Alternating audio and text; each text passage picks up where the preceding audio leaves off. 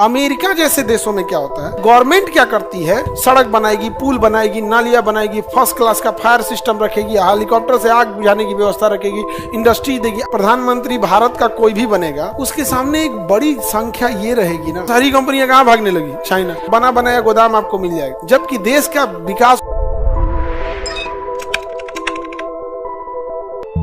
प्रधानमंत्री भारत का कोई भी बनेगा, चाहे वो मनमोहन सिंह हो या नरेंद्र मोदी हो, चाहे कोई भी बन जाए, उसके सामने एक बड़ी संख्या ये रहेगी ना कि देश की 80% आबादी है वो डिपेंडेंट है, गवर्नमेंट पे क्या है, डिपेंडेंट है।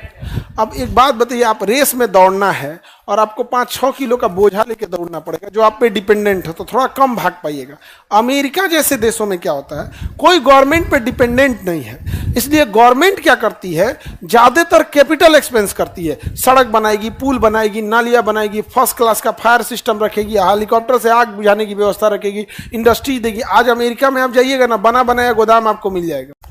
मतलब आपको अगर अमेरिका में कारखाना लगाना है ना, तो सरकार क्या, चाइना की जैसे चाइना में कारखाना लगाना है, तो चाइना में अगर आपको कारखाना लगाना है, बस गवर्नमेंट को बोल दीजिए, नक्शा आप खुद बना दीजिए, गवर्नमेंट आपको बना के दे देगी और कहेगी कि मार्केट में पता कर दीजिए, जितना रेट है उसमें 4 से भाग दे दीजिएगा। अगर मार्केट में इसका 10 लाख रुपया रेंट मांग रहा है तो 4 से भाग दीजिए, हम 2.5 लाख रुपया देंगे, और उसके बाद भी अगर आपको नहीं है तो 3 साल का हम छूट देंगे। तो इस वजह से सारी कंपनियां कहाँ भागने लगी, चाइना। क्योंकि अगर उसे कंपनी आज यहां से वहां शिफ्ट करना है तो उसका कुछ नहीं लग रहा है, उसका कुछ लगेगा नहीं लगेगा। हमारे यहाँ क्या है कि गवर्नमेंट के ऊपर रेवेन्यू एक्सपेंडिचर का बर्डन इतना ज्यादा है और 80% आबादी डिपेंडेंट है। 80% आबादी क्या है, डिपेंडेंट। वो डायरेक्ट बेनिफिट चाहती है, जबकि देश का विकास होता है इनडायरेक्ट बेनिफिट से। जैसे अगर आपको कोई पैसे दे दे अकाउंट में, वो आपको दिखेगा, लेकिन अगर कोई चीज आपको बेहतरीन, जैसे दिल्ली यूनिवर्सिटी है, JNU है, इलाहाबाद यूनिवर्सिटी है, BHU है, ऐसे यूनिवर्सिटी इस टाइप के हर जिले में अगर हो जाएं, तो क्या ऐसा थोड़ी है कि कोई हम चांद तोड़ के लाने की बात कर रहे हैं, या जो BHU में पढ़ा रहे हैं लोग वो कोई फरिश्ता उतर के आया है, वो भी इंसान है, बशर्ते ईमानदारी से पढ़ा रहे हैं। अगर वो हर डिस्ट्रिक्ट में वैसी व्यवस्थाएं हो जाए तो लोगों को वो दिखेगा नहीं। क्यों? क्योंकि पहली बात तो वैसी व्यवस्थाएं बनने में 10 साल लग जाएंगी और वो डायरेक्ट नहीं दिखेगा।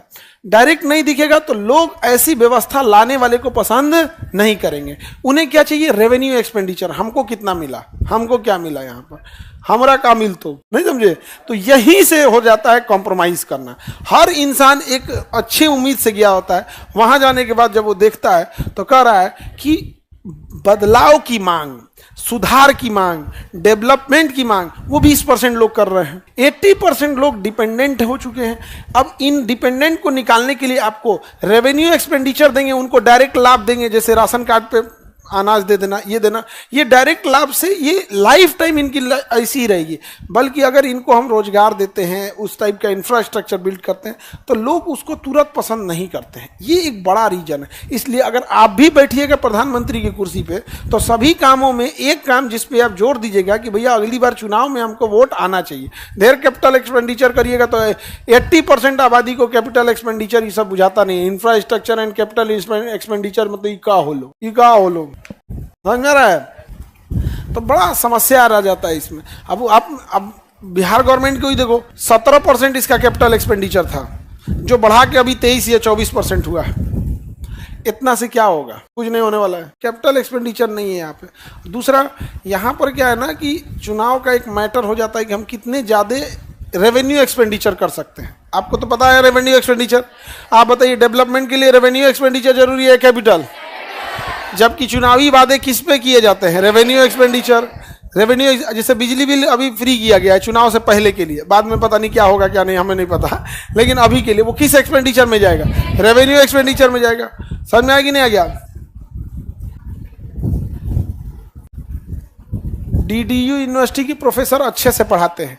किसी भी यूनिवर्सिटी के प्रोफेसर, DDU गोरखपुर में है, दीनदयाल उपाध्याय यूनिवर्सिटी, DU नहीं DDU, किसी भी यूनिवर्सिटी के प्रोफेसर या सरकारी स्कूल के टीचर, ऐसा नहीं है कि इनके पास योग्यताएं नहीं हैं या इन्हें पढ़ाने नहीं आता है, बट उनको इस टाइप के माहौले में रख दिया है कि जिसका कोई हद नहीं।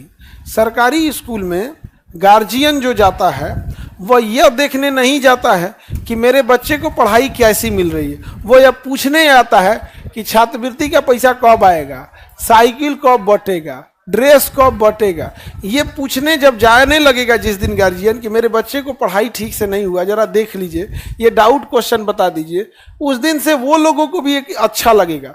समझ में आया कि नहीं आ गया? दूसरा, कई बार सरकारी टीचरों को एक समस्या आप गौर करके देखिएगा कि जो गांव के गार्जियन जाते हैं सरकारी स्कूल में, वो टीचरों को प्रॉपर रेस्पेक्टो नहीं मिल पाता है, बस उनको छात्रवृत्ति चाहिए है।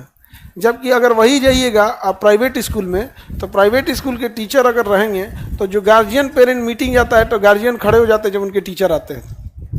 पीटीएम जो होता है, पेरेंट्स टीचर मीट में जो पीटीएम होता है पेरेंट्स में, तो जब टीचर आते हैं गार्जियन लोग भी खड़े हो जाते हैं। तो उस टीचर पर क्या एक मोरल रिस्पॉन्सिबिलिटी बनता होगा, जिस बच्चे को हम पढ़ा रहे हैं उनके गार्जियन खड़े हो गए तो और मन, तो इकोसिस्टम बहुत मायने रखता है, केवल एक चीज़ से नहीं होती। तो रेवेन्यू एक्सपेंडिचर जब भी रहेगा भैया, आपको कुछ नहीं हो सकता।